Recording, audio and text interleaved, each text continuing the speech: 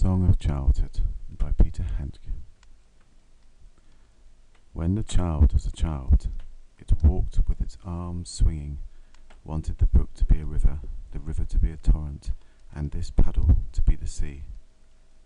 When the child was a child, it didn't know that it was a child. Everything was soulful, and all souls were one. When the child was a child, it had no opinion about anything, had no habits. It often sat cross-legged, took off running, had a cowlick in its hair, and made no faces when photographed. When the child was a child, it was the time for these questions. Why am I me, and why not you? Why am I here, and why not there? When did time begin, and where does space end? Is life under the sun not just a dream? Is what I see, and hear, and smell not just an illusion of a world before the world?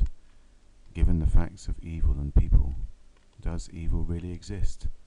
How can it be that I, who I am, didn't exist before I came to be, and that someday I, who I am, will no longer be who I am?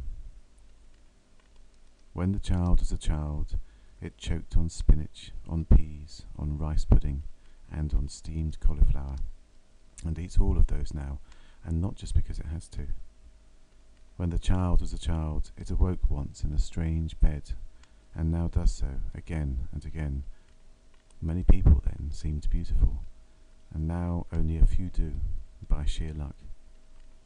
It has visualized a clear image of paradise, and now can at most guess, could not conceive of nothingness, and shudders today at the thought. When the child was a child, it played with enthusiasm, and now has just as much excitement as then, but only when it concerns its work.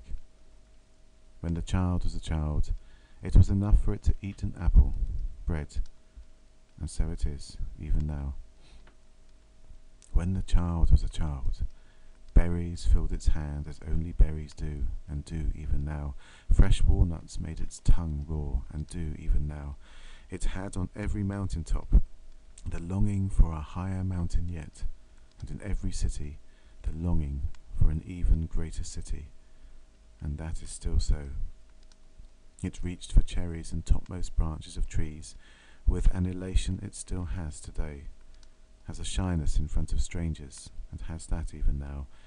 It awaited the first snow, and waits that way, even now.